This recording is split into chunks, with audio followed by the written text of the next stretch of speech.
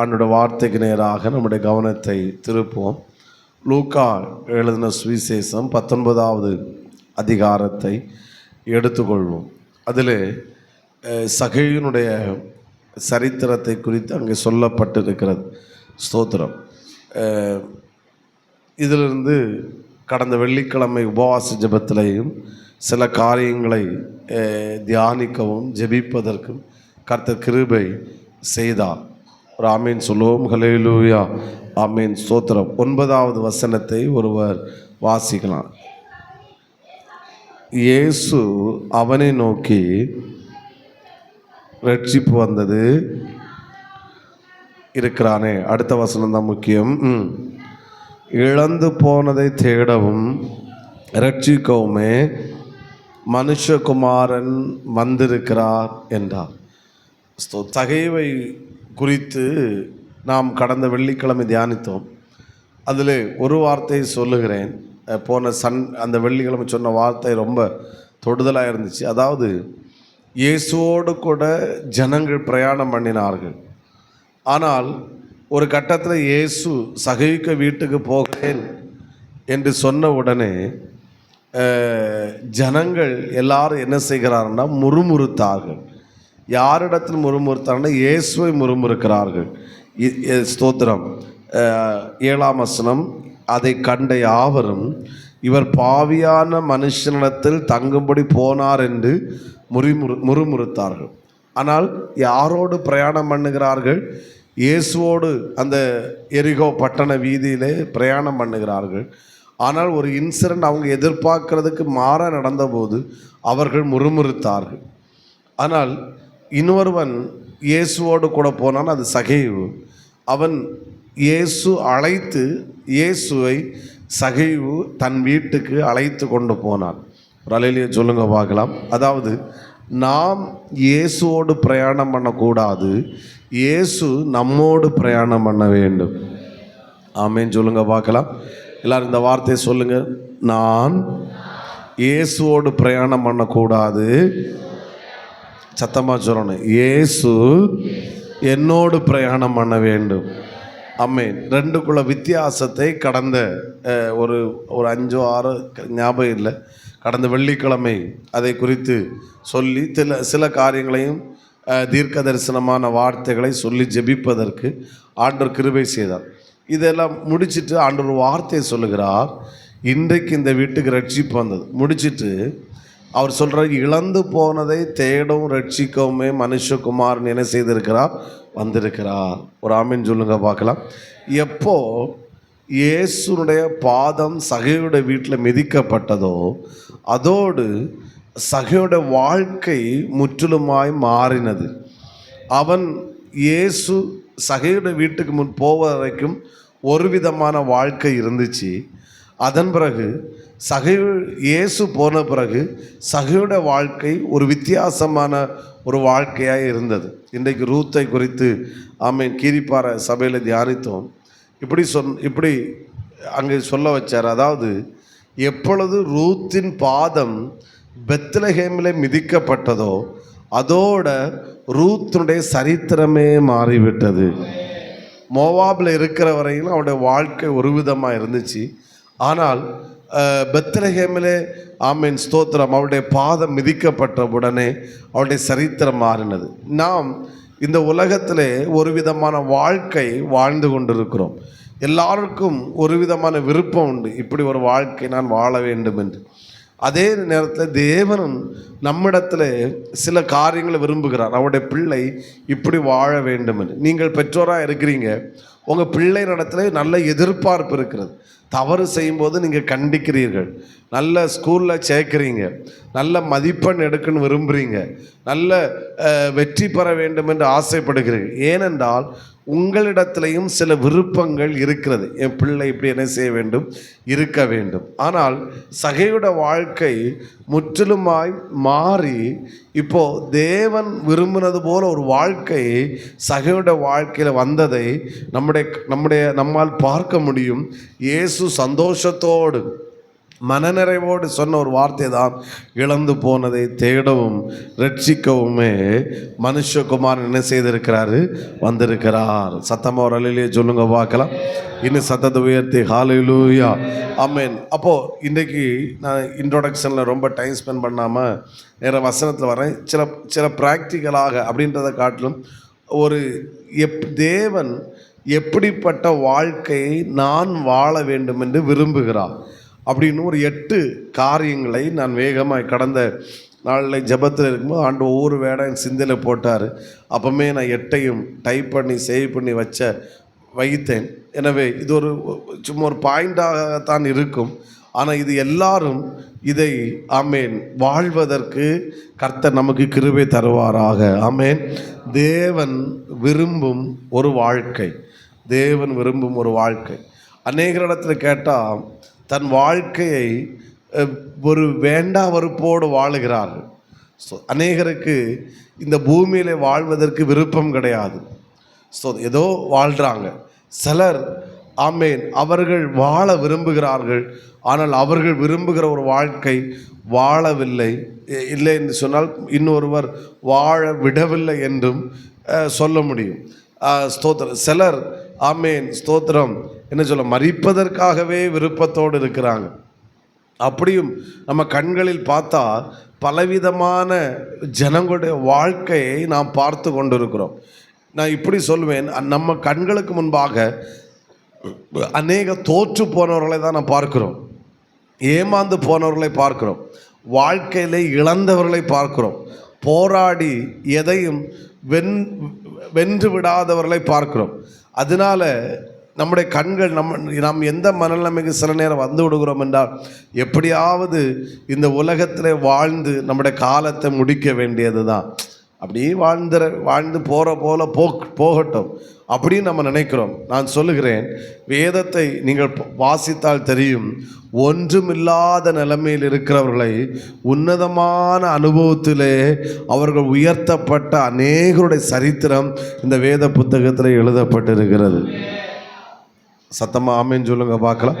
அதில் ஒருவர் தான் சகையு. நம்ம பார்த்தோம், இயேசு போகிறார் என்று சொன்னபோது ஒருவருக்கு கூட சந்தோஷம் வரல. ஸ்தோத்திரம். சரி, ஒரு பாவியான மனுஷனை விட்டு தானே போட்டு ஒருத்தரும் சந்தோஷம் வரல. எல்லாரும் இப்படி அதை கண்ட யாவரும் முறுமுறுத்தார்கள் அப்படின்றது. அப்போ பார்த்தீங்க எவ்வளோ மோசமான ஜனங்கள்.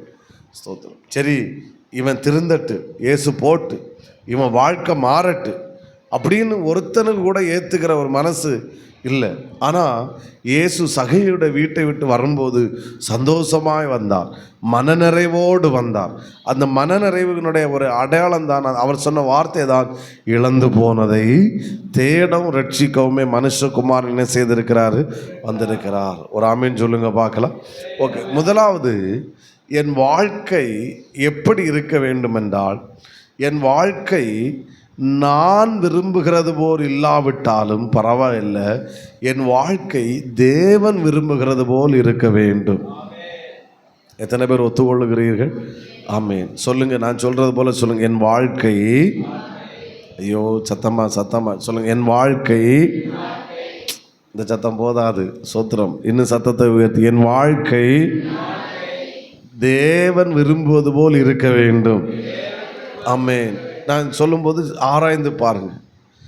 சில நேரம் என்ன செய்கிறோம் அப்படின்னா, நான் விரும்புவது போல் என் வாழ்க்கை மாறுவதற்கு தேவனை என் விருப்பத்துக்கு நேராக கொண்டு வர முயற்சி பண்ணுகிறோம். புரியுதா? சில பிள்ளைங்கள் என்ன செய்வாங்கன்னா, அவங்க விருப்பத்துக்கு அப்பா அம்மாவை மாற்றுவாங்க. அது தோல்வியில் போய் முடியும். அதே மாதிரி என்ன நினைக்கிறாங்கன்னா, நம்முடைய விருப்பத்துக்கு ஏற்றாற் போல் யாரை மாற்ற முயற்சி எடுக்கிறோம்? தேவனை மாற்றம் கொண்டு வர முயற்சி எடுக்கிறோம். வாய்ப்பே கிடையாது. ஸ்தோத்திரம். என்ன ஆகுன்னா, என் வாழ்க்கை நான் விரும்புவது போல் இருக்கக்கூடாது, என் வாழ்க்கை தேவன் விரும்புவது போல என் வாழ்க்கை இருக்க வேண்டும். ஆமென், ஆமென். சத்தம் ஒரு அலையிலே சொல்லுங்க பார்க்கலாம். ஒரு முறை கூட சொல்லுங்க, என் வாழ்க்கை.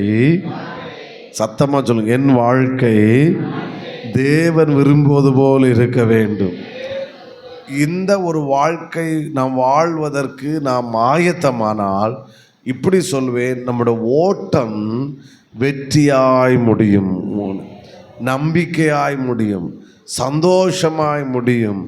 ஆமென். மனநிறைவாய் நம்முடைய ஓட்டத்தை முடிக்க கர்த்தர் கிருபை செய்வார். ஆண்டவர் பவுலிடத்தில் பவுல் ஜெபிக்கிறாரு, ஆண்டவரே இந்த முள் என்னை விட்டு நீங்க கூடுமானா நீங்கும்படி செய்யுங்க. 3 முறை ஜெபித்தாராம். அப்போ ஆண்டவர் சொன்னார், என் கிருபை உனக்கு போதும். அப்போ முள் உன்னை விட்டு என்ன செய்யாது, மாறாது. அப்போ தேவன் முள்ளை பவுலுக்கு அனுமதித்த உடனே தனக்கு விருப்பம் இருக்கோ இல்லையோ, சரி தேவன் அனுமதித்தார் என்பதை பவுல் ஏற்றுக்கொண்டு அந்த முள்ளோடு தன் வாழ்க்கையை பயணிப்பதற்கு பவுல் முடிவெடுத்தான். சொல்லுகிறார், ஆமேன், ஓட்டத்தை முடித்தேன், விசுவாசத்தை காத்து கொண்டேன், நீதியின் கிரீடம் எனக்காய் வைக்கப்பட்டிருக்கிறது. அந்தியோகிய சபையிலே பவுல் ஊழியம் செய்து கொண்டிருந்த போது அப்போஸ்தலர் 13 எடுக்க வேண்டாம், ஆண்டவர் சொல்லுகிறாரு, நான் அழைத்த ஊழியத்துக்காக அவர்களை பிரித்து விடுங்கள். பவுலுக்கு ஒருவேளை அந்தியோகிய சபையில் இருந்து ஊழியம் செய்வதற்கு ஆசை, ஆனால் ஆண்டோடைய விருப்பம் அது கிடையாது. நீ புறஜாதிகள் மத்தியிலே, இயேசுவை அறியாத மக்கள் மத்தியிலே நீர் பிரயாணம் பண்ணி சபைகளை ஸ்தாபிக்கணும், இதுதான் என்னுடைய விருப்பம். ஆண்டவர் வெளிப்படுத்தின உடனே பவுலும் பர்னபாவும் ஊழியத்துக்காக புறப்பட ஆரம்பித்து விட்டார்கள். இப்போ சொந்த ஜனங்களை விடுகிறார்கள், சபை விடுகிறார்கள், எல்லாம் விடுகிறார்கள். அவருடைய வாழ்க்கை ஒரு தனிமரமான மாதிரி போன மாதிரி இருந்தாலும், ஆனால் தைரியமாக சொல்ல முடியும், பவுல் வாழ்க்கை எப்படிப்பட்டதாக இருந்தென்றால் தேவன் விரும்புகிறது போல பவுலுடைய வாழ்க்கை இருந்தது. புரிகிறவங்க ஒரு ஆமேன் சொல்லுங்க பார்க்கலாம். எழுதண்ணா இப்படி எழுதி கொள்ளுங்க, என் வாழ்க்கை கேட்டார் போல தேவனை மாற்றக்கூடாது, தேவன் விரும்புவது போல என் வாழ்க்கையை நான் மாற்ற வேண்டும். நல்ல சத்தமாக ஒரு ஆமேன் சொல்லுங்க. ஆபிரகாமுடைய 75வது வயதிலே ஆண்டவர் ஆபிரகாமுடைய பார்த்து சொல்கிற, உன் தேசத்தையும் உன் இனத்தையும் உன் ஜனத்தையும் விட்டு ஆமேன் நீ வா, நான் உன்னை பெரிய ஜாதி ஆக்குவேன். நான் கேட்குறேன், ஆண்டவர் ஏன் மெசொப்பொத்தாமிய நாட்டிலே ஊர் என்கிற பட்டணத்தில் அவனை ஆசீர்வதிக்க வேண்டியதானே? ஆண்டோடைய நோக்கம் அவனை வெளியே கொண்டு வரணும். இப்போ பிரயாணம் பண்ணுகிறார் ஆபிரகாம், எங்கே போகிறார் தெரியாது, ஸ்தோத்திரம். அவன் பிரயாணம் எப்படி இருக்கும் ஒன்றும் தெரியாது, ஆனால் ஒன்று தைரியமாக சொல்ல முடியும், அவன் பிரயாணம் அவன் வாழ்க்கை எப்படிப்பட்டதாக இருந்தென்றால் தேவன் விரும்புகிறது போல இருந்துச்சு. எனவே 3வது ஒரு நபர் அவன் வாழ்க்கையில் குறுக்கிடுவதற்கு என் தேவன் அனுமதிக்கவே இல்லை.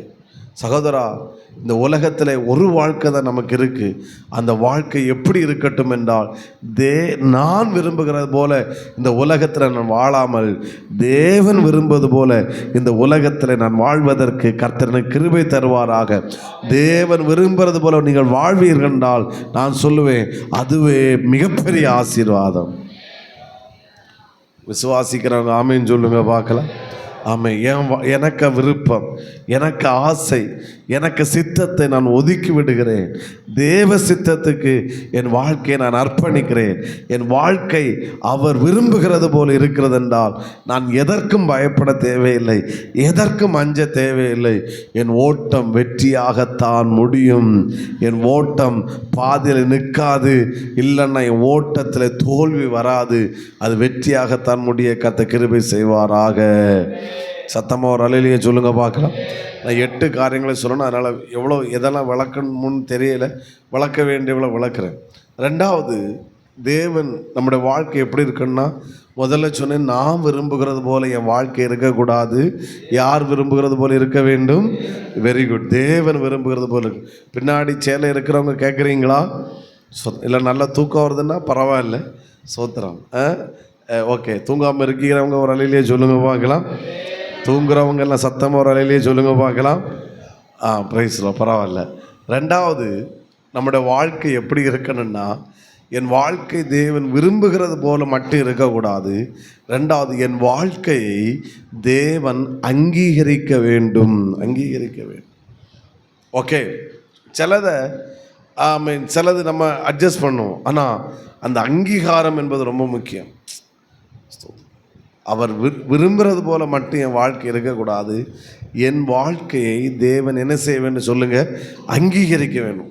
பெஸ்ட்டு, சூப்பர், நல்லா வாழ்கிறான். அவர் அங்கீகரிச்சிட்டார்னா நம் வாழ்க்கை யார் அங்கீகரிக்காட்டாலும் பரவாயில்ல, அங்கீகரிக்காத மனிதர்கள் முன்பாகவும் நம்முடைய வாழ்க்கை வெற்றியாகத்தான் இருக்கும். ஏன் சகேயுக்க வாழ்க்கையை நான் எடுத்து கனெக்ட் ஆகி பேசுகிறேன்னா, சகேயுடைய வீட்டுக்கு இயேசு போனதை ஜனங்கள் அங்கீகரிக்கவில்லை. அதனால தான் ஜனங்கள் முறுமுறுத்தார்கள். அப்படி தானே? ஹலோ ராமன் சொல்லுங்க பார்க்கலாம். ஜனங்கள் என்ன செய்தார்கள்? பேசுங்க.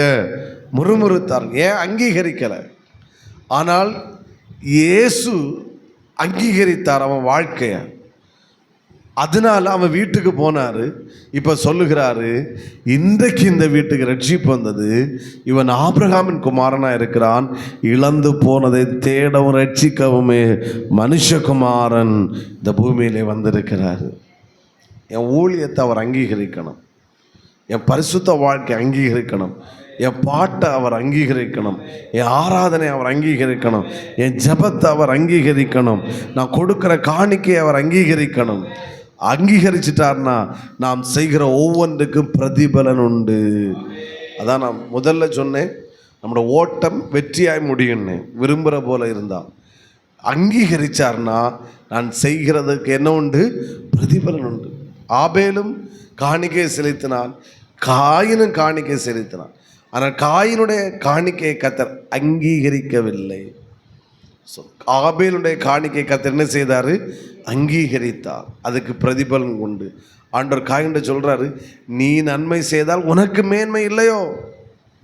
அப்போ ஆபேலுடைய காணிக்கை அங்கீகரிக்கப்பட்ட போது பிரதிபலன் கிடைத்தது. என் காணிக்கையை, என் ஜீவியத்தை, என் குடும்ப வாழ்க்கை, நான் செய்கிற ஊழியத்தை அவர் அங்கீகரித்தார்னா யார் பிரதிபலன் தருகிறார்களோ இல்லையோ, தேவன் எனக்கு பிரதிபலனை தருவார். பக்கத்தில் உள்ளவங்களுக்கு கையை கொடுத்து சொல்லுங்கள் பார்க்கலாம், உங்கள் வாழ்க்கையை. ஏன்னா சிலர் அப்படி இருந்த மாதிரி இருக்குது, நீங்கள் இருக்க பார்த்து எனக்கு தூக்கம் வந்துடும் போல தெரியுது. சோத்திர கையை கொடுத்து முகத்தை பார்த்து, உங்கள் வாழ்க்கையை தேவன் அங்கீகரிக்க வேண்டும். போதும். ஆமென். சத்தமாக ஒரு அலையிலேயே சொல்லுங்கள். ஹல்லேலூயா. சகோதரர்கள் கை கொடுத்தீங்க, சொன்னீங்களான்னு தெரியலை. சோத்திரம். என் பொண்டாட்டியே என்னை அங்கீகரிக்கிற பின்ன சோத்திரம். அப்படி இல்லை, ஒரு ஆமேன்னு சொல்லுங்க பார்க்கலாம். அவர் அங்கீகரித்தார்னா அதில் ஒரு டிஃப்ரெண்ட் இருக்குது சார், அதில் ஒரு வித்தியாசம் இருக்குது. தாவீதனுடைய ஆராதனையை, அவன் வாழ்க்கையை கர்த்தர் அங்கீகரித்தார் என்கிற ஒரு அடையாளம் தான் அவனை கொண்டு சிங்காசனத்தில் கர்த்தர் உட்கார வச்சார். யோசேப்புடைய வாழ்க்கையை கர்த்தர் அங்கீகரித்தார் என்பதனோட அடையாளம் தான் அவனை கொண்டு சிங்காசனத்தில் கர்த்தர் உட்கார வச்சார். பவுனுடைய வாழ்க்கையை கர்த்தர் அங்கீகரித்தார் என்கிற அடையாளம் தான் அவனுக்காக ஒரு கிரீடம், நீதின் கிரீடம் எனக்காய் வைக்கப்பட்டிருக்கிறது, நான் பெற்றுக்கொள்ள போகிறேன். அமேன் சொல்லுங்க பார்க்கலாம். தேவன் அங்கீகரிக்காத வாழ்க்கை நான் வாழக்கூடாது. தேவன் அங்கீகரிக்கிற ஒரு வாழ்க்கை நான் வாழ்வதற்கு கர்த்தர் கிருபை தருவாராக. ஆமென். உலகம் அங்கீகரித்து தேவன் அங்கீகரிக்கலைன்னா நம்முடைய பிரயாசங்களில் பிரதிபலனை பார்க்க முடியாது. மொர்தெகாய் ஆமானை வணங்காத அந்த சிச்சுவேஷன்ஸை ஒருவேளை ஆமான் அங்கீகரிக்கலை, ஆனால் அவன் உறுதியாக இருந்ததை தேவன் அங்கீகரித்தார். அதனுடைய அடையாளம்தான் அவனுக்கு எதிராக எடுக்கப்பட்ட முயற்சிகள் தோற்று போனது. மொர்தெகாய் ஆமேன் ஆமானுக்கு ஸ்தானத்தில் உயர்த்தப்பட்டார். நான் சொல்லுகிற 8 வேர்டுமே இது ஒரு பிரசங்கம் அல்ல. அதுக்கு மேலே நான் வாழ்வதற்கு தேவன் எனக்கு தருகிற சில டிப்ஸு அப்படின்னு தான் சொல்ல முடியும். ஏன் வாழ்க்கையை அவர் அங்கீகரிக்கணும். நான் முழங்கால் நின்று ஆராதிக்கிறத, துதிக்கிறத அவர் அங்கீகரிக்கணும். பவுலும் சீலாவும் பிலிப்பு பட்டணத்து சிறைச்சாலை துதித்த போது அந்த துதியை கர்த்தர் அங்கீகரித்தாருங்கிற அடையாளம் தான் சிறைச்சாலையின் அஸ்திபாரம் அசைக்கப்பட்டது, சிறைச்சாலை கதவுகள் திறந்தது. நம்முடைய ஆராதனையை கர்த்தர் அங்கீகரிக்கிறார்னா அந்த ஆராதனையில் அவர் இறங்கி வருவார். அவருடைய பிரசனை இறங்கி நிற்கும். தேவ பிரசனத்தை நாம் அனுபவிப்போம். நாம் அபிஷேகத்தால் நிரப்பப்படுவோம். ஆமென். சத்தம் ஆமென் சொல்லுங்க பார்க்கலாம். நம்ம ஆராதனை அவர் அங்கீகரிக்கலைன்னா அது ஒரு என்ன சொல்ல, ஒரு டைம் பாஸாக தான் இருக்கும், ஒரு கடமையாக தான் இருக்கும். வெளியே வேற ஒன்றும் இருக்கும். நான் தெய்வ பிரசனத்தை உணர்கிறேன், தெய்வ சத்தத்தை கேட்குறேன், நான் தரிசனத்தை பார்க்குறேன், ஆண்டவர் என்னோடு இடைப்பட்டதை நான் கேட்க முடிஞ்சு. இதெல்லாம் எதை காட்டுதுன்னா, இந்த உபவாச ஜபங்களிலே கர்த்தர் பலது இடைப்பட்டார். கிரிப்பாறையில் உள்ள ஒரு தங்களும் சாட்சி சொன்னாங்க, அது என்னை மெய்சில் இருக்க வச்சிச்சு. அப்படி அவங்க இங்கே வந்தபோது அவங்க அனுபவங்களை சொன்னபோது ரொம்ப ஆச்சரியமாக இருந்துச்சு. அந்த மக்களுக்கு அவங்களே நேசிக்க. இப்போ இதெல்லாம் எதை காட்டுதுன்னா, இந்த உபவாச ஜபத்தை தேவன் அங்கீகரித்தார். அவர் தந்த வார்த்தைகளை நம்ம எடுத்து தியானித்து விட்டு கொடுப்போம். அவர் அங்கீகரித்தார்ங்கிற அடையாளம் தான் இதெல்லாம். உன் குடும்ப வாழ்க்கை கர்த்தர் அங்கீகரித்தார்னா உனக்கு கிடைக்க வேண்டிய நன்மைகளை ஒருவராலும் தடை செய்ய முடியாது. அது உங்கள் கரத்தில் வந்து நிச்சயமாய் சேரும். சத்தமாக ஒரு அல்லேலூயா சொல்லுங்க பார்க்கலாம். இன்னும் சத்தத்தை உயர்த்தி ஹல்லேலூயா. மூணாவது எட்டணம் சொல்லுன்ற மூணாவது, என் வாழ்க்கை சாத்தானுக்கும் பாதாளத்துக்கும் ஒரு தாக்கத்தை ஏற்படுத்த வேண்டும். என் வாழ்க்கை என்ன செய்யணும்? சாத்தானுக்கும் பாதாளத்துக்கு ஒரு தாக்கத்தை ஏற்படுத்தும். விசுவாசிக்கிறவங்க ஒரு ஆமேன்னு சொல்லுங்க, விரும்புகிறவங்க ஒரு ஆமேன்னு சொல்லுங்க பார்க்கலாம். முடியும்னு சொல்கிறவங்க இன்னும் சத்தமாக ஒரு ஹல்லேலூயா. நான் விசுவாசிக்கிறேன், நம்ம சபையாய் ஒருமுனைப்பட்டு துதித்தால் ஆராதிக்கும் போது கண்டிப்பாய் பாதாளத்தில் நடுக்கம் உண்டாகும். தாக்கத்தை ஏற்படுத்துதுன்னா அர்த்தம் என்ன, அதையும் சொல்கிறேன். ஒவ்வொன்றை மட்டும் சொல்கிறேன். ஒவ்வொன்றையும் பேசினாலே 2-3 வாரம் பேசணும் விளக்கணும். அதாவது நாம் தாக்கத்தை ஏற்படுத்தும் போது என்ன நடக்கிறதுன்னா, சாத்தானாலே இந்த பூமியிலே செயல்பட முடியாத ஒரு சூழ்நிலை ஏற்படுகிறது. புரிகிறவங்க ஒரு ஆமேன் சொல்லுங்க பார்க்கலாம். ஆமேன். எலியா கர்மேல் பர்வதத்தில் நின்ற போது என்ன நடந்துச்சுன்னா, ஆமேன் ஸ்தோத்திரம், அந்நிய அக்கினி அந்த பர்வதத்தில் அந்த பலிபீடத்தில் இறங்க முடியலை, பட்சிக்க முடியலை. பிரைஸ் எல்லாம் சத்தமாக ஒரு ஆமேன் சொல்லுங்க பார்க்கலாம். இந்த சத்தம் போதாது, இன்னும் சத்தத்தை உயர்த்தி. அப்போது ஒரு சபை இங்கே ஜெபிக்குது, ஆராதிக்குது, ஆண்டவருக்காக வாழுகிறாங்கன்னா நாம் பாதாளத்தில் சாத்தான தாக்கத்தை ஏற்படுத்துறது எப்படி? அப்போ சாத்தானுடைய கிரியைகள், ஆதிக்கங்கள் இந்த கிராமத்தில், இந்த பிரதேசத்தில் சாத்தானால் செயல்பட முடியாது. புரிகிறவங்க ஆமேன்னு சொல்லுங்க பார்க்கலாம். அந்த நான் ஃபாஸ்டிங் பீரியடில் பேசுனேன். நீங்கள் ஒரு அபிஷேகத்தில் நிரம்பி ஜெபிக்கிற ஒரு தேவ பிள்ளையாய் நீங்கள் இருப்பீங்கன்னா, ஆமேன். எழுப்புதலுக்கான ஜெபத்தை மறந்துட்டேன். நான் அடுத்த வாரம் தான் எல்லாம் பேச நினச்சிருக்கிறேன். ஆமேன் ஸ்தோத்திரம். அதனால் எழுப்புதலுக்கு ப்ரேயர் கொடுத்தவங்க கண்டிப்பாக ப்ரேயர் பண்ணுங்கள். நான் மத்தியானம் குரூப்பில் போட்டு விட்றேன். இன்னும் ஒரு 5 பேர் தேவைப்படுது. யாராச்சும் ஜெபிக்கிறீங்கன்னா நீங்கள் செல்வி சிஸ்டர்கிட்ட சொல்லுங்கள். அது மிகப்பெரிய வல்லமுள்ள ஒரு ஜெபமாக்கும். ஆமே. சிலர் ஃபாலோ பண்ணுறீங்க, அந்த நாளுக்கு உள்ளவங்கள ஃபோன் பண்ணி ஞாபகப்படுத்துகிறாங்கன்னு. எனவே நீங்கள் இவ்வளவும் செய்கிறாங்க, நீங்கள் அதை கண்டிப்பாக பண்ணுங்கள். அது நீங்கள் ஒரு தாக்கத்தை ஏற்படுத்துகிறீங்க. அதான் ஜெபம். ஒரு ஆமீன் சொல்லுங்க பார்க்கலாம். ஒரு தெருவில் இருந்துட்டு நீங்கள் ராத்திரி ஜெபிக்கிறீங்க, 12-1 அதிகாலையில் ஜெபிக்கிறீங்கன்னா என்ன நடக்கும்னா, சாத்தானாலே அந்த கிராமத்தில் அந்த தெருவில் செயல்பட முடியாது. ஆமேன். நீங்கள் எங்கள் பாஸ்டர் எங்கள் பக்கத்து வீட்டில் அப்படி நடக்க பாஸ்டர், இப்படி நடக்க பாஸ்டர்னு நீ மூட்டையும் கட்டிட்டு போ வேற ஊருக்கு. சோத்திரம். ஆமேன். எதுக்கு இருக்கிற அதை அங்கே நடக்குன்னு குறை சொல்கிறதுக்கு அங்கே ஒன்று ஆண்டவர் உட்கார வச்சிருக்கிறார். சோத்திரம். என் ஜெபம் பாதாளத்துக்கு தாக்கத்தை ஏற்படுத்தினால் அந்த செயல்கள் எங்கள் தெருவில் நடக்கவே நடக்காது. அவனே உண்மையுள்ள ஆவிக்குரியவன், அவன்தான் தாக்கத்தை ஏற்படுத்துகிறவன். புரிகிறவங்க ஒரு அலையிலேயே சொல்லுங்க பார்க்கலாம். சோத்திரம். அந்த ஒரு நம்பிக்கை இருக்குங்க. ஏன்னா நம்ம ஒரு தீ எரியும் போது ஜெபம் அவ்வளோ பெரிய வல்லமை கொண்டு வரும். தானியேல் என்கிற ஒருவனுடைய ஜெபம் அந்த ஒரு அழிவிலிருந்து காப்பாற்றினது. புரிகிறவங்க ஆமேன்னு சொல்லுங்க பார்க்கலாம். ஆமீன். அப்போ நான் சொல்கிறேன், இங்கே என்னுடைய விசுவாசி இந்த தடிக்காலத்தில் இவ்வளோ சபைகள் இருக்குன்னா கண்டிப்பாக இங்கே எல்லாம் இப்படிப்பட்ட பாவங்கள் கஞ்சா இதெல்லாம் என்னுடைய விசுவாசம் என்னென்ன இருக்கவே கூடாது. ஏன்னா இத்தனை சபைகளில் மக்கள் ஆராதிக்கிறாங்க. கொஞ்சம் பேர் பைபிளை தூக்கிட்டு ஒரு சர்ச்சுக்கு போகிறாங்க, கொஞ்சம் பேர் அவங்கள கிராஸ் பண்ணி இங்கே போகிறாங்க, அப்படி இப்படியும் போகிறாங்க. நான் சொல்கிறேன், அத்தனை சபைகளும் ஒரு ஜீவனுள்ள சபைகளை மாறும் என்றால் ஆராதனைகள் பாதாளத்துக்கு தாக்கத்தை ஏற்படுத்தும்னா சத்துடைய செயல்கள் தடிக்கார குணத்தில் செயல்படவே முடியாது. குடிகாரர் சகோதரர்கள் ரட்சிக்கப்படுவார்கள், கஞ்சா பழக்கத்துக்கு அடிமைப்பட்டிருக்கிறவர்கள் விடுதலையாக்கப்படுவார்கள். ஆமென். நம்ம ஆராதனைகள் சண்டே சர்வீஸ் அவ்வளோ தாக்கத்தை பாதாளத்துக்கு ஏற்படுத்தணும். இத்தனை ஊழியர்கள் இத்தனை ஜனங்கள் உட்கார்ந்து ஒரே இடத்துல பலவிதமான சபைகளை கூடி ஆராதிக்கும் போது ஆமென் எப்படி சாத்தானால செயல்பட முடியும்? வாய்ப்பே கிடையாது. ஆமென் சொல்லுங்க பார்க்கலாம். சத்தத்தை உயர்த்தி ஹல்லேலூயா. இந்த வெளிப்பாடுக்குள் கர்த்தர் நம்மை கொண்டு வருவாராக.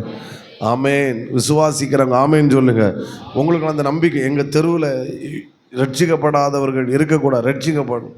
எங்கள் தெருவில் எந்த தீமை நடக்கக்கூடாது, எங்கள் தெருவில் குடிப்பழக்கத்துக்கு அடிமைப்பட்டவங்க இருக்கக்கூடாது, எந்த பாவ பழக்கமும் எங்கள் தெருவில் இருக்கக்கூடாது.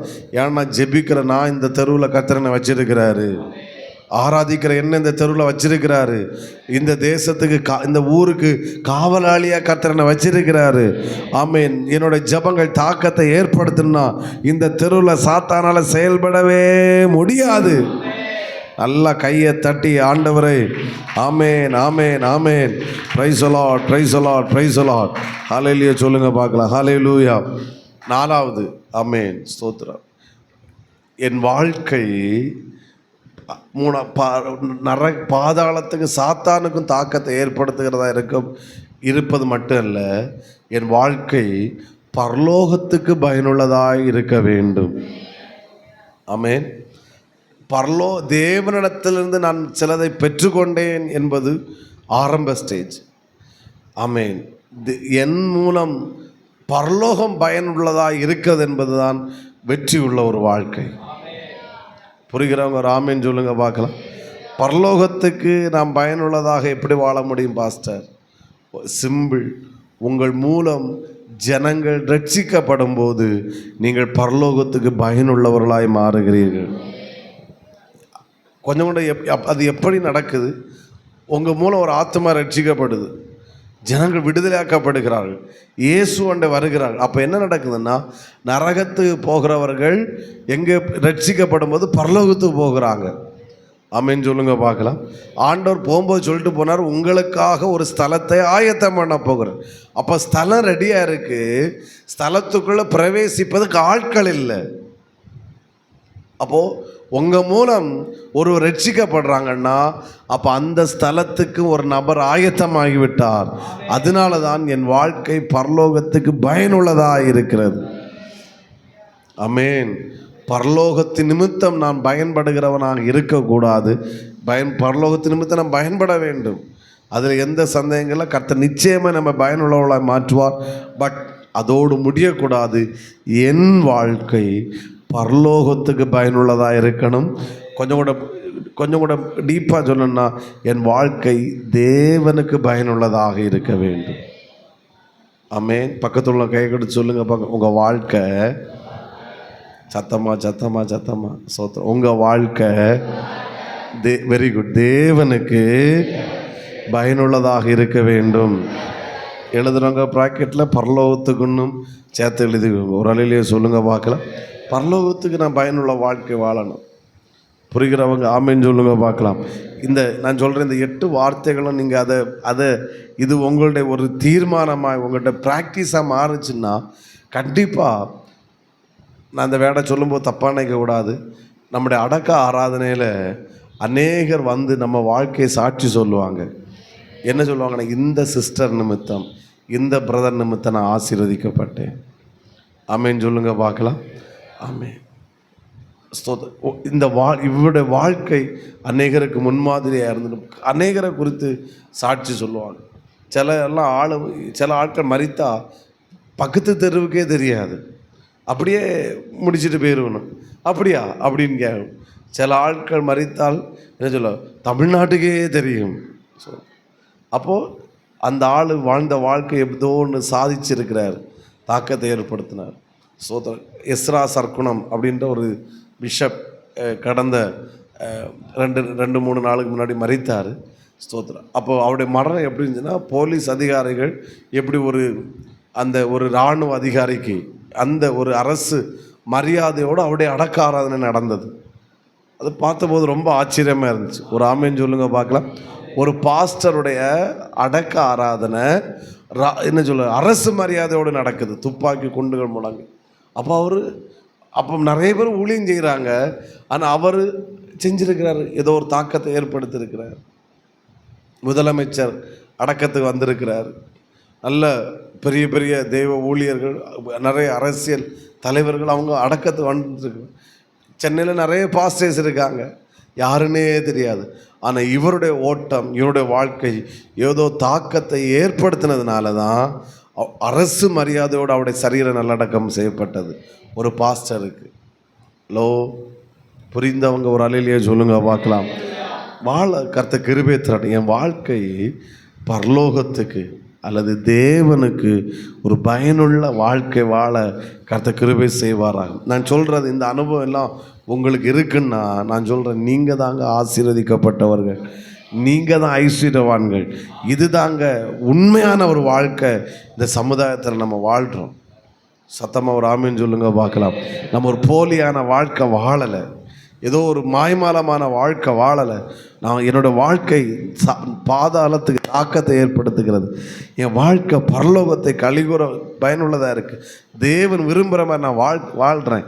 என் வாழ்க்கையை கர்த்தர் அங்கீகரிக்கிறார்னா நீங்கள் இந்த சமுதாயத்தில் போலியான வாழ்க்கை வாழலை, இந்த சமுதாயத்தை ஒரு உண்மையான வாழ்க்கை வாழ்கிறீங்க. ஒருவேளை நீங்கள் ஐஸ்வர்யவான்களாக இருக்கிறீங்களோ, பெரிய பணக்காரங்களாக இருக்கிறீங்களோ என்னமோ, ஆனால் நீங்கள் ஒரு முத்தான ஒரு வாழ்க்கையை கர்த்தர் இந்த சமுதாயத்தில் நம்மை வாழ வைத்து கொண்டு இருக்கிறார். ஆமேன் சொல்லுங்க பார்க்கலாம். கரங்களை உயர்த்தி சத்தமாக ஹல்லேலூயா. 5வது, என் வாழ்க்கை சாத்தானுக்கு மட்டும் தாக்கத்தை ஏற்படுத்தக்கூடாது, நான் பரலோகத்துக்கு மட்டும் பயனுள்ளவனாக இருக்கக்கூடாது. என் வாழ்க்கை மற்றவர்களுக்கும் பயனுள்ளதாக இருக்க வேண்டும். எல்லாரும் இந்த வார்த்தையை சத்தமாக சொல்லுங்க. என் வாழ்க்கை சத்தமாக எல்லாரும் எழுதுறதுல தான் குறியாக இருக்கீங்க. சத்தமாக என் வாழ்க்கை மற்றவர்களுக்கு பயனுள்ளதாக இருக்க வேண்டும். ஆமென். ஆண்டவருக்கு மட்டும் நான் பயனுள்ளதாக இருப்பேன்னா அது போலி. உங்கள் பக்கத்து வீட்டுக்காரங்களுக்கு, உங்கள் சொந்தக்காரங்களுக்கு, ஏதோ சில நபருக்கு என் வாழ்க்கை பயனுள்ளதாக இருக்குன்னா அந்த வாழ்க்கை உண்மையான ஒரு வாழ்க்கை வாழுகிறோம். ஆமென் சொல்லுங்க பார்க்கலாம். மற்றவர்கள் நிமித்தம் நான் பயனடைந்தேன் என்பதல்ல சக்ஸஸ், என் நிமித்தம் மற்றவர்கள் பயனடைந்தார்கள் என்பதுதான் சக்ஸஸ். நான் அடிக்கடி சொல்லுவேன், கிறிஸ்மஸ் எல்லாம் வருது, சோத்திரம், எனக்கு ஒரு 5 பேர் சாரி எடுத்து தந்தாங்க, சோத்திரம், இந்த இடம் கிறிஸ்மஸ் சக்ஸஸ். ஆமாம், 2-3 பேர் இறைச்சி எடுத்து தந்தாங்க, கேக்கு கிடச்சி, ஆண்டவரனை நேசிக்கிறார் அப்படின்னு சொன்னீங்கன்னா எனக்கு தெரியலை. ஆனால் நான் ஒரு 10 பேருக்கு சாரி எடுத்து கொடுக்க கர்த்த கிருபை செஞ்சார், துணி எடுத்து கொடுக்க கிருபை செஞ்சார். ஆமாம், வேற என்ன, கேக்கு வாங்கி கொடுக்க கிருபை செஞ்சார், வேற ஏதோ செஞ்சார்னா அதுதான் சக்ஸஸ்ன்னு நான் சொல்கிறேன். ஆமாம், அல்லையா வரமாட்டேங்குது. சத்தமாக ஒரு ஆமேன்னு சொல்லுங்க பார்க்கலாம். ஆமாம், இதில் ஸ்ட்ராங்காக இருக்கணுங்க. சில நேரம் சில ரோட்டில் போகிறோம், சில ஃபேமிலியை பார்க்குறோம், சில ஏழைகளை பார்க்குறோம். ஆமேன், ஒரு சின்ன உதவி, சில வாகனத்தில் வச்சுருக்கிறோம், ஒரு ஆபத்தில் இருக்கிறோம், ஒரு சின்ன உதவி, ஏதோ ஒன்று நம்ம பயனுள்ளதாக இருக்கிறோன்னா நம்ம உள்ளத்தில் ஒரு சந்தோஷம் வரும் தெரியுமா? அதெல்லாம் எத்தனை கோடி பணம் கிடைத்தாலும் அந்த சந்தோஷம் கிடைக்கவே கிடைக்காது. நீ நல்லாரு சாமி, நீ நல்லாரு, யாருக்கு பிள்ளை, அப்படியா நீ நல்லாரு அப்படின்னு அவங்க ஒரு வார்த்தை சொல்லிட்டாங்கன்னா அதுதான் ஒரு மிகப்பெரிய சக்ஸஸான லைஃப். சத்தமாக ஒரு அலையிலேயே சொல்லுங்க பார்க்கலாம். இன்னும் சத்தத்தை உயர்த்தி ஹல்லேலூயா. ஆமாம், நான் சின்ன பிள்ளைகள் இருக்கும்போது ஞாபகம் இருக்குது, ஸ்தோத்திரம், இந்த கிணத்துல தண்ணி எடுத்து அப்படி வளர்ந்த ஆள் தான், ஸோ அப்போது சில வயசான பாட்டிமாருங்க எல்லாம் குடத்தை கொண்டு வைப்பிடும் அவி எடுக்க. எங்கள் அம்மா நல்லா ஞாபகம் இருக்குது, எத்தனை வயசானவே குடத்தை கொண்டு வச்சாலும் முறுமுறுக்காமல் அவிய குடத்தை எல்லாம் நிரப்பி கொடுத்துட்டு தான் உனக்கு குடத்தை நிரப்பிட்டு வீட்டுக்கு என்ன செய்யணும், வரணும். சில அந்த இப்போல்லாம் பழையகளுக்கெல்லாம் தெரியாது, இனி கூகுளில் தான் சர்ச் பண்ணி பார்க்கணும், இவைய யூடியூப்பில் தான் வீடியோ போட்டு பார்க்கணும். சோத்திரம். ஒரு அடிப்பம்பு பைப்பு இருக்கும். சோத்திரம். நல்ல ஞாபகம் இருக்குது. அங்கே தான் சில ஆட்கள் எல்லாம் வந்து அந்த குளிக்கிறது, துணி துவைக்கிறது. அப்போ சில வயசான வேலைக்கெல்லாம் அந்த பைப் அந்த அந்த அது அந்த லிவராக அதை அடித்த முடியாது, பெரியவளுக்கு தெரியும். சோத்திரம்.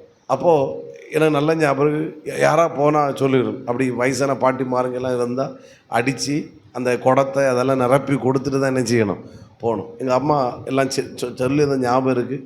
நிறைய வயசான வேலைகள்லாம் அப்படி பண்ணி கொடுத்ததும் எனக்கு இன்னும் நல்ல ஞாபகத்தில் இருக்கிறது.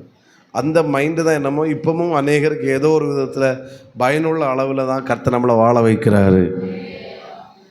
ஆமென் சொல்லுங்க பார்க்கலாம். ஸோ சில ரொம்ப கஷ்டப்படுறாங்க, ஏதோ திணறாங்க. ஓகே, நம்மளால் இது செய்ய முடியும். பிற்பாடு நமக்கு ஹெல்ப் பண்ணுறாங்களோ இல்லையா, அது ரெண்டாவது. ஆனால் நான் செய்கிற ஒரு உதவி மற்றவர்கள் பயனுள்ளதை நான் இருக்கிறேன்னா நான் சொல்கிறேன், அது தேவன் விரும்புகிற ஒரு வாழ்க்கை. ஆமென் சொல்லுங்க பார்க்கலாம். இப்போ அசாமுக்கு போகிறோம். இந்த பொறுப்பில் ஆண்டர் கொண்டு வந்த பிறகு தான் இப்படி ஒரு இது இறங்கணும். டென்ஷன் தான், அலைச்சல். ஃபேமிலியை விட்டுட்டு சர்ச்சை விட்டுட்டு போகிறோம். ஆனால் தைரியமாக சொல்ல முடியும், இதனால் கண்டிப்பாக ஒரு பெரும் கூட்டம் என்ன செய்யப்படும், பயனுள்ளதாக மாறுது. பல ஆயிரங்கள் செலவாகுது, ஆனால் பயனுள்ளதாக இருக்கிறதுன்னு சொல்லும். அந்த சந்தோஷத்துக்கு முன்னாடி இந்த செலவெல்லாம் ஒரு பொருட்டாகவே தெரியாது. புரிகிறவங்க ஒரு அலையிலேயே சொல்லுங்கள் பார்க்கலாம். பண உதவி, சரீர உதவி, ஏதோ ஒரு விதம் நம்ம பக்கத்து வீட்டுக்காரங்களுக்கு நம்மளால் முடிஞ்ச உதவியை நாம் செய்கிறோம் என்றால் அதை தேவன் விரும்புகிறார், அதை தேவன் அங்கீகரிக்கிறார். ஆமென். பக்கத்துள்ள கைகொடு சொல்லுங்க, இது ரொம்ப தேவையான ஒரு வேடாக. மற்றவர்களுக்கு உபத்திரமாக வாழக்கூடாது, பயனுள்ளதாய் வாழ வேண்டும். ஒத்துக்கொள்கிறவங்க ஆமேன்னு சொல்லுங்க பார்க்கலாம். பாஸ்டர் பைக்கில் வீடு விசிட்டிங் பண்ண போகும்போது பக்கத்து வீட்டில் உள்ள பொம்பளை அவங்க பார்க்கக்கூட, ஓ இவனுக்கு சர்ச்சுக்காக போகிறா, இவன் தான் இவனுக்கு இப்படியெல்லாம் பிரசங்கம் பண்ணியானா அப்படின்னு நம்மளை சாபம் போடுற அளவில் பார்க்குற அளவில் என்ன செய்யக்கூடாது, வைக்கக்கூடாது.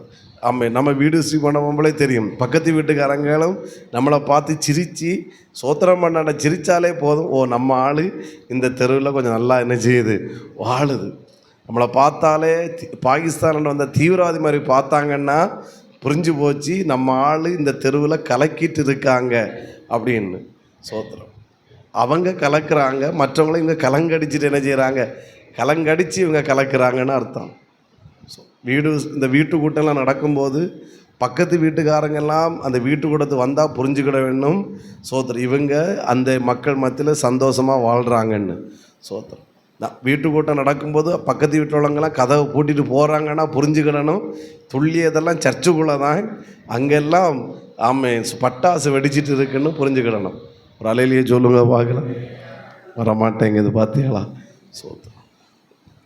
ஒரு வாழ்க்கை மற்றவர்களுக்கு பயனுள்ளதாய் வாழ கர்த்தர் கிருபை செய்வாராக. சில இடங்களில் வச்சு ஹெல்ப் பண்ணும், அது ஃபுட்டு சம்மந்தம். இடையில இப்போ திருநெல்வேலி எனக்கிட்ட மைக் இருந்தாலும் நான் சொல்கிறேன், நீங்கள் இதை மிஞ்சி செய்கிற ஆட்கள் இன்னும் நல்லா பண்ணுங்கள். அப்படி திருநெல்வேலி இடையில போயிட்டு வரும்போது ஒரு பாட்டி, வயசான பாட்டு, ஒரு 75-80 வயசு இருக்கும். இன்னொரு பழம், கொய்யா பழம் வச்சு விற்றுட்டு இருந்தாங்க. ஸோ அப்போது அவங்க ரேட்டு கூட்டி விற்கிறது மாதிரி எனக்கு தெரியுது. அப்போ கேட்ட பைசா அவங்க கேட்ட காசை காட்டிலும் அதிக காசை கொடுத்து, எங்களுக்கு அப்போ தேவையில்லை அந்த பழம், கொய்யா பழம் தேவையில்லை. ஆனால் அந்த ஒரு 80 வயசு பாட்டி வியாபாரம் பண்ணும்ப நான் கொடுக்குற இந்த பணம் அவங்களுக்கு ஒரு பெரிய அமௌண்ட் ஆகும். ஸோ கொடுத்துட்டு மீதி பைசா அவங்க தேடுறாங்க. நான் சொன்ன பாட்டி வேண்டாம், நீங்கள் வச்சுக்கோங்க, இதை மட்டும் தாங்க. அப்போ அந்த பாட்டி சொல்லிச்சு, நீ நல்லா இருப்பா அப்படின்னு சொல்லிட்டு எங்களை அனுப்பிவிடுது. அப்போது நம்ம பேரம் பேசலாம், இது இவ்வளோ ரூபா தானே, ஒரு 10 ரூபா குறைச்சி தர வேண்டியதானே. 80 வயசு பாட்டிகிட்ட குறைச்சி கேட்கும்போது ஒருவேளை அது தரும், ஆனால் அதுக்கு மனசு எப்படி இருக்கும், காரில் வந்து இறங்கிட்டு பிச்சைக்கார புத்தி அவன் காட்டியான்னு சொல்லும். ஸோ ஆனால் அந்த நீ நல்லா இருப்ப, கண்ணு அதுக்கு செம்மையாக தெரியல அந்த பாட்டி, நீ நல்லா இருப்பான்னு சொன்ன அந்த அனுப்பிவிட்ட அந்த ஒரு வார்த்தை, அதில் கிடைச்ச சந்தோஷம் அந்த பணம் எல்லாம் ஒரு பொருட்டே கிடையாது. புரிகிறவங்க ஒரு அலையிலேயே சொல்லுங்கள் பார்க்கலாம். ஒரு முறை கூட சொல்லிடுங்க, மற்றவர்களுக்கு உபத்திரவமாக அல்ல பயனுள்ளதாக வாழ். ஏதோ ஒரு விதத்தில் கிறிஸ்மஸ் எல்லாம் வருது, ஏதோ வருது, இப்போவுமே பிளான் பண்ணுங்க, ஹெல்ப் பண்ணு, பக்கத்து வீட்டு ஹிந்துஸ் ஏழை எல்லாம் முடிஞ்ச அளவு ஹெல்ப் பண்ணுங்கள். அதெல்லாம் அதில் ஒரு சந்தோஷம் இருக்குது சார். அந்த சந்தோஷம் எல்லாம் அதெல்லாம் அது ஒரு பெரிய கெத்து, அப்படி தான் சொல்ல முடியும். ஒரு ஆமீன் சொல்லுங்க பார்க்கலாம். ப்ரைஸ். ஆறாவது, அஞ்சனம் சொன்னேன் நினைக்கிறேன், அப்படி தானா? ஸ்தோத்திரம். ஆறாவது, இந்த வேடம் ரொம்ப முக்கியம். நான் சொல்கிறேன், என் வாழ்க்கை நான் சொல்லாண்டா, நீங்கள் சொல்லாண்டா, நான் சொன்னவர் சொல்லுங்கள். ஓகே. என் வாழ்க்கை என்னை சந்தோஷப்படுத்துகிறதாய், என்னை திருப்திப்படுத்துகிறதாய் நான் வாழ வேண்டும். புரியுதா? கிருபையினால் என்னால் தைரியமாக சொல்ல முடியும். நான் யாரோ அவர்கிட்ட பேசிட்டு சொல்ல, இன்றைக்கி அது நான் சொல்கிறேன், என்னுடைய சிரிப்பு உண்மையாக இருக்குது, என்னுடைய அழுகை உண்மையாக இருக்குது. நான் ஒருத்தர்கிட்ட கை கொடுத்தேன்னா அந்த கை கொடுப்பு உண்மையாக இருக்குது. ஒருத்தரை பார்த்து நல்லா இருக்கீங்களான்னு கேட்டால் நல்லா இருக்குது. ஸோ நான் தூங்குறேன்னா நிம்மதியாக தூங்குறேன், சமாதானமாக தூங்குறேன். அப்படி நமக்கு இருக்க முடியுதுன்னா அதுக்கு அர்த்தம்தான் என் வாழ்க்கை என்ன சந்தோஷப்படுத்துகிறதாய், என்னை திருப்திப்படுத்துகிறதாய் இருக்கிறது. புரிகிறவங்க ஒரு அலையிலே சொல்லுங்க பார்க்க. ஏன் வாழ்கிறேனே தெரியலை அப்படி சொல்கிறோன்னா அந்த வாழ்க்கை போலியான வாழ்க்கை. அப்படி நான் கஷ்டம் இருக்குது ஒரு பக்கம், பாடு இருக்குது, தேவை இருக்குது, நெருக்கம் இருக்குது, அது அந்த பக்கம். அது அது அது அந்த அது சாகிற வரைக்கும் அது இருந்துட்டு தான் இருக்கும், அதை மாற்ற முடியாது. ஆனால் நான் வாழ்கிற வாழ்க்கையில் எனக்கு ஒரு சந்தோஷம் இருக்குது. இந்த சர்ச்சுக்கு வர்றேன், நான் சந்தோஷமாக வாரேன். நான் இந்த பிரசங்கத்தை கேட்குறேன், நான் சந்தோஷமாக கேட்குறேன். நான் காணிக்கை கொடுக்குறேன், சந்தோஷமாக கொடுக்குறேன். இந்த புருஷனோடு, இந்த மனைவியோடு, இந்த பிள்ளைகளோடு சந்தோஷமாக இருக்கிறேன். இந்த பிள்ளைகள், இது கர்த்தர் எனக்கு தந்த பிள்ளைகள், நான் இந்த பிள்ளைகளிடத்தில் சந்தோஷமாக இருக்கிறேன். நான் அவங்களோடு செலவு பண்ணுற நேரங்கள் உண்மையாக இருக்குது. அதுதான் என் வாழ்க்கை என்னை சந்தோஷப்படுத்துகிறதாய், என்னை திருப்திப்படுத்துகிறதாய் இருக்க வேண்டும். புரிகிற நான் சொல்கிறேன், இந்த வார்த்தையோட அர்த்தம் புரியுதா? ஆமேன்னு சொல்லுங்க பார்க்கலாம். அதாவது பட்டினி கிடந்தால் கூட உண்மையாக பட்டினி கிடக்கணும். ஆமேன்னு சொல்லுங்கள். சிரிச்சா அந்த சிரிப்பில் உண்மை இருக்கணும். ஆமேன். புரிகிறவங்க ஒரு அலையிலேயே சொல்லுங்க பார்க்கலாம். ஆமேன். ஸ்தோத்திரம். நம்ம ஆராதிச்சா அதில் உண்மை இருக்கணும். அது இருக்குன்னா உங்கள் வாழ்க்கை உங்களை சந்தோஷப்படுத்துகிறது, உங்களை திருப்திப்படுத்துகிறது. இது இருந்துச்சுன்னா என்ன நடக்குன்னா, வெளியேந்து வருகிற விமர்சனங்கள் நம்மைக்குள்ளே தாக்கத்தை ஏற்படுத்தாது. இப்போ பாருங்கள், இயேசு சகைவை கூட்டிகிட்டு போகிறாரு. இப்போ அவனுக்கு அது சந்தோஷம், என் வாழ்க்கை, இயேசு என் வீட்டுக்கு வர்றாரு. ஒரு பெருங்கூட்டம் முறுமுறுக்குது.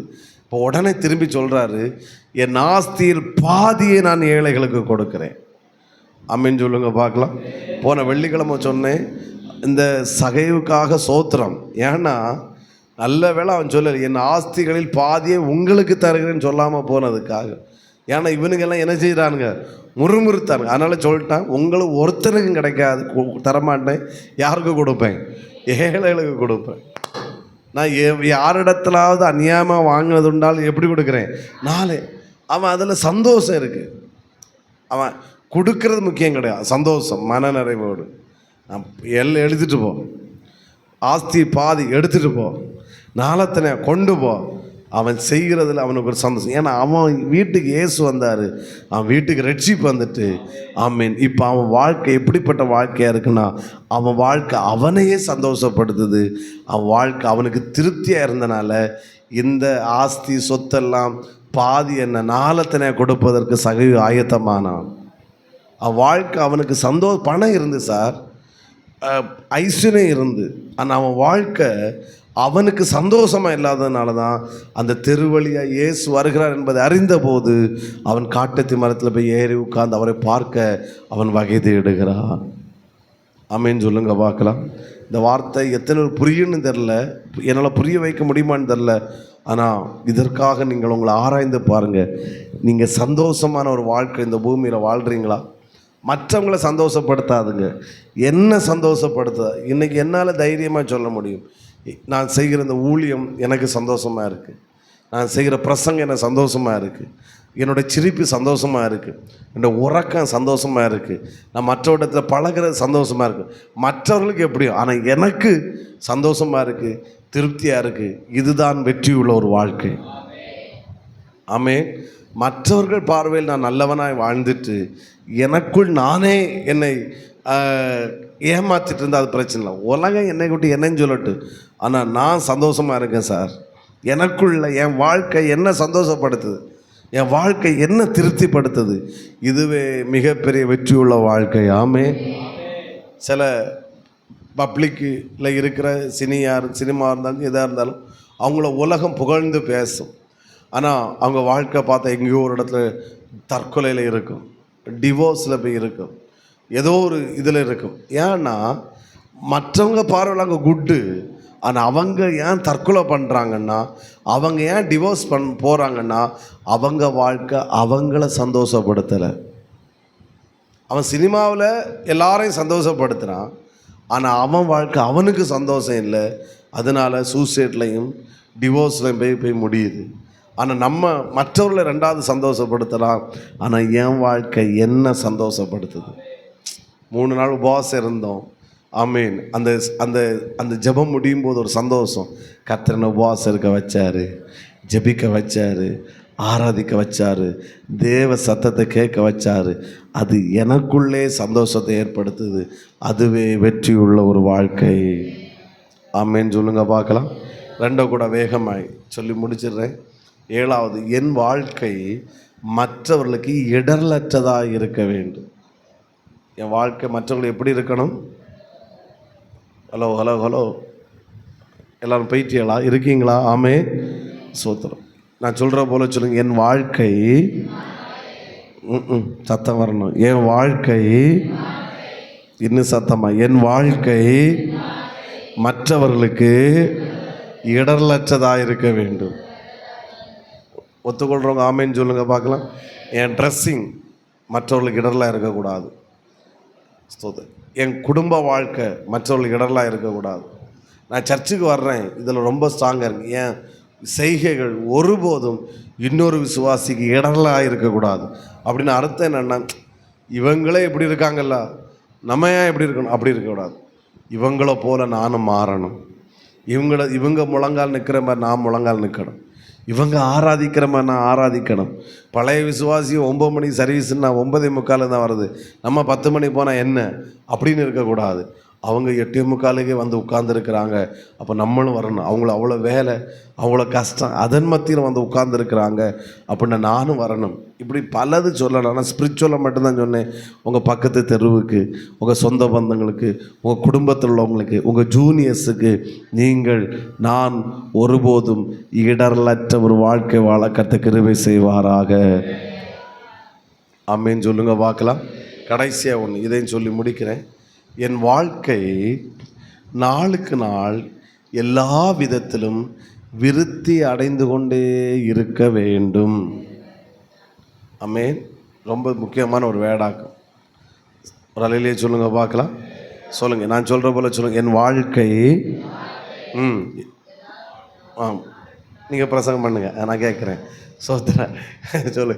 என் வாழ்க்கை நாளுக்கு நாள் எல்லா விதத்திலும் விருத்தி அடைந்து கொண்டே இருக்கணும். அந்த வார்த்தை எல்லா விதத்திலும், ஸ்பிரிச்சுவலும் சரி, உலக பிரகாரமாக எல்லா விதத்திலையும், பொருளாதாரத்தில் நான் உங்களை ஆசீர்வதிக்கிறேன். உங்களை கர்த்தர் விருத்தி அடைய செய்வாராக. ஆவிக்கிற வாழ்க்கையில் விருத்தி அடைய செய்வாராக. இப்போ ஸ்பிரிச்சுவல் நல்லா இருக்கிறீங்க, ஒருபோதும் டவுன் ஆவதுக்கு இடம் கொடுத்துடாதுங்க. சங்கிலி ஜபங்களை மிஸ் பண்ணாங்க. போன வாரம் சங்கிலி ஜபத்தில் வந்து ஜெபித்தீங்க. ஆமேன். சங்கிலி ஜபத்தில் வந்து ஜெபிங்க. ஆமேன், ஸ்தோத்திரம். ஸ்பிரிச்சுவல் டவுன் ஆக இடம் கொடுக்க. இப்போ ஃபயராக இருக்கீங்க, அடுத்த வாரம் வந்து ஃபயராகிடக்கூடாது, இன்னும் ஃபயராக தான் மாறணுமே ஒழிய. ஆமேன், ஸ்தோத்திரம். தாவீதை குறித்து வேதம் சொல்லுகிறது, தாவீது நாளுக்கு நாள் விருத்தி அடைந்தான், சேனைகளின் தேவனாகிய கர்த்தர் அவனோடு கூட இருந்தார். அவங்கள இது ஆசீர்வதிக்கிறேன். இந்த சபையை எல்லா விதத்திலும் கர்த்தர் விருத்தி அடைய செய்வாராக. என் சத்தத்தை கேட்குற உங்கள் குடும்ப வாழ்க்கையை, உங்கள் ஆவிக்குரிய வாழ்க்கையை எல்லா விதத்திலும் நாளுக்கு நாள் கர்த்தர் விருத்தி அடைய செய்து கொண்டே இருப்பாராக. 2023 இருந்தது போல் 2024 என் வாழ்க்கை இருக்கக்கூடாது. அதை காட்டிலும் பல மடங்கு முன்னேற்றம் அடைந்து இருக்க வேண்டும். பல வளர்ச்சி ஏற்பட்டிருக்க வேண்டும். பல மாற்றம் வந்திருக்க வேண்டும். ஆமே, இந்த செப்டம்பரை போல் அக்டோபர் மாதத்தில் நான் இருக்கக்கூடாது. ஏதோ சில விதத்தில் என் வாழ்க்கை எல்லா விதத்திலும் விருத்தி அடைந்திருக்க வேண்டும். சத்தமாக ஒரு அலையிலேயே சொல்லுங்க பார்க்கலாம். எது என்னை நான் முன்னேற விடாதபடி எது தடுக்குது அதை அழிங்க. என்னை வளர விடாதபடி எது பிடித்து இழுக்குது அதுக்கு ஸ்டாப் பண்ணுங்க, அதை கேன்சல் பண்ணுங்க, அதோடு உள்ள உறவை கட் பண்ணுங்க. கர்த்தர் இந்த கிருபையை நமக்கு தருவாராக. நான் இன்னைக்கு பண்ண ஒரு பிரசங்கமானு கேட்டால் எனக்கு தெரியாது. ஆனால் ஒரு வாழ்க்கை நம்ம எப்படி வாழணும் அப்படின்றதுக்குரிய ஒரு 8 படிகள் ஆண்டவர் நம்மோடு கூட கதை தெளிவாக பேசி இருக்கிறாரு. இந்த சமுதாயத்தில் ஒரு வெற்றியுள்ள வாழ்க்கை வாழ்வதற்கு இந்த 8 மிக தேவையான காரியங்கள். ஏன்னா உலகம் நம்முடைய ஜெபத்தையோ ஆராதனை அல்ல பார்ப்பது, உலகம் நம்முடைய வாழ்க்கையாக்கும் பார்க்குது. எதை பார்க்குது? வாழ்க்கை. நம்ம சர்ச்சில் நம்ம இங்கே உள்ளவங்க எதாவது பிரச்சனை ஆச்சுன்னா தப்புன்னு உடனே என்ன சொல்லுவாங்க, பெந்தேவிஸ்துக்காரி பைபிளை தூக்கிட்டு போயிட்டு இப்படி செஞ்சு விட்டா, அப்படி தான் உடனே வாழ்க்கையை தான் அவங்க டச் பண்ணுவாங்க. ஸோ அது நம்மளோட வாழ்க்கை எல்லா விதத்திலும் விருத்தி அடைய கர்த்தர் கிருபை செய்வாராக. இந்த 8 அனுபவங்களும் நம்முடைய வாழ்க்கையில் இருக்கட்டும். இதுவே தேவன் விரும்புகிற ஒரு வாழ்க்கை. ஆமே, எல்லாரும் எழுந்து நிற்கலாம், நாம் ஜெபிப்போம். ஆமே, நான் சீக்கிரம் முடிக்கின்ற மைண்டு எனக்கு இருந்து, ஏன்னா நீ எக்ஸாம் இருக்கிறது. ஆமேன், ப்ரைஸ் சொல்லலாம். ஹல்லேலூயா. ஒரு வார்த்தை, ரொம்ப ஆர்ப்பாட்டம் இல்லாட்டாலும் பரவாயில்லை, கண்ணை மூடி ஒரு வார்த்தை நம்ம சொல்ல போகிறோம். ஆண்டவரே, நீர் விரும்புகிற ஒரு வாழ்க்கை என் வாழ்நாளில் நான் வாழ எனக்கு கிருபை தாருங்க ஆண்டவரே. கண்ணை மூடி கையை கூப்பி, ரொம்ப சத்தம் போட வேண்டாம். ரொம்ப எல்லா வாரமும் நம்மளை ஆண்டவர் இப்படி பேச வைக்க மாட்டார். ஆனால் இந்த வாரம் இப்படி ஆண்டவர் நம்மளுக்கு பேச வச்சிருக்கிறார். கண்களை மூடி சொல்லுங்கள், ஆண்டவரே, என் வாழ்க்கை நீர் விரும்புகிறது போல் நான் வாழ எனக்கு கிருபை தாங்கப்பா. சத்தம் வேண்டாம், ரொம்ப சத்தம் வேண்டாம். துதிக்கும் ஆராதனைக்கு தான் சத்தம் வேணும். இது பேசுறது, மனம் திறந்து பேசுறது. இதுக்கு ரொம்ப சத்தம் வேணும்னு ஒன்றும் கிடையாது. இதுக்கு கைத்தட்டு தேவையில்லை. இது இருதயம் திறக்கணும். கையை கூப்பியோ எப்படியோ வச்சு ஒரு வார்த்தை சொல்லுங்கள், ஆண்டவரே, என் வாழ்க்கை நீர் விரும்புகிறது போல் இருக்கட்டும். ஹல்லேலூயா. ஒருவர் கூட கண்ணை திறக்கக்கூடாது. ஆமென். நான் சொல்கிறேன் சார், இந்த சமுதாயத்தில் ஒரு நல்ல வாழ்க்கை நம்மளால் வாழ முடியும். சகோதரா வாழ முடியும், சகோதரா சகோதரி வாழ முடியும். ஆமென். இதில் எது இல்லையோ அதை ஆட் பண்ணுங்க. நான் மற்றவர்களுக்கு ஒரு பயனுள்ள ஒரு வாழ்க்கை வாழணும். நான் இடர்லாக இருக்கக்கூடாது. ஹல்லேலூயா. நான் பயனுள்ள, தேவன் விரும்புகிற ஒரு வாழ்க்கை, தேவன் விரும்புகிற ஒரு சத்தமாக ஹல்லேலூயா. ஆண்டவரே, அடியான் நீர் விரும்புகிற ஒரு வாழ்க்கை வாழ கிருபை தாங்கப்பா. நீர் விரும்புகிற ஒரு வாழ்க்கை வாழ கிருபை தான். எங்கள் சபையிலுக்கு எல்லா விசுவாச பிள்ளைகளும் ஆமென். அந்த சகோட வாழ்க்கை உலகம் அங்கீகரிக்கலை, ஆனால் நீர் விரும்புகிற வாழ்க்கை அவன் வீட்டுக்கு போயிட்டு வந்த பிறகு இருந்துச்சப்பா. ஹல்லேலூயா. இந்த எங்கள் சபையில் இருக்கிற எல்லா பிள்ளைகளும் நீர் விரும்புகிற ஒரு வாழ்க்கை வாழட்டும். கடைசி வார்த்தையை நான் உங்களுக்காக சொல்லி ஜெபிக்க விரும்புகிறேன். ஆண்டவரே, இந்த ஜனங்கள் எல்லா விதத்திலும் நாளுக்கு நாள் விருத்தி அடையட்டும். ஆண்டவரே, எல்லா விதத்தையும் இவர்கள் விருத்தி அடையட்டும். பொருளாதாரத்தில் விருத்தி அடையட்டும். உலக பிரகாரமான ஆசீர்வாதத்தில் விருத்தி அடையட்டும். ஆமை, கிருபையிலே, அபிஷேகத்தில், வல்லமையில் விருத்தி அடையட்டும். எல்லா விதத்திலும் இந்த சபை விருத்தி அடைய கர்த்தர் கிருபை செய். எல்லா விதத்திலும் இவர்கள் விருத்தி அடையட்டும். ஹல்லேலூயா, ஹல்லேலூயா. ஆண்டவரே, இந்த சபையில் இருக்க எல்லா ஜனங்களும் நீர் விரும்புகிற ஒரு வாழ்க்கை வாழ கர்த்தர் கிருபை செய்வீராக. நீர் கிருபை செய்வீராக, நீர் கிருபை செய்வீராக, நீர் கிருபை செய்வீராக. ஹல்லேலூயா. ஒரு வாழ்வு அது உமக்காக, ஒரு வாழ்வு அது உமக்காக, உயிரெல்லாம் உமக்காக, உள்ளமெல்லாம் உமக்காக, உடலெல்லாம் உமக்காக, உள்ளமெல்லாம் உமக்காக. இயேசு ராஜா, உம் இதய துடிப்பை அறிந்து கொள்ளும் பாக்கியம் தாரும். ஏக்கமெல்லாம் நிறைவேற்ற கிருபை.